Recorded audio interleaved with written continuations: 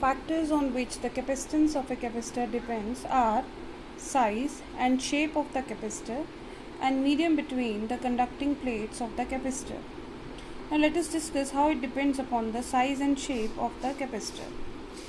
To understand this concept, let us consider the charge Q to be equivalent to water droplets and the potential V is equal to the amount of water to be filled, and the capacitor, which is the arrangement which is used to store the charge, is acting as a bucket.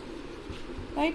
Let us consider we are having two buckets of different sizes and of different shapes.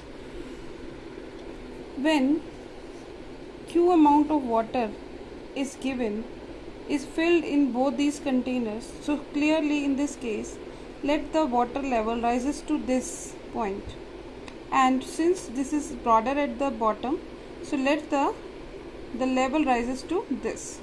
Now the Q, if similar to that, if Q is the charge, then this will be the potential, and in this case this is the potential.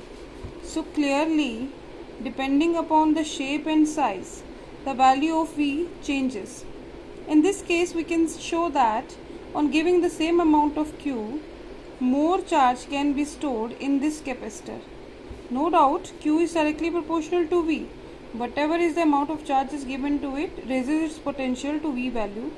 But since the shape and size of these two capacitors is different, so this capacitor can store more charge.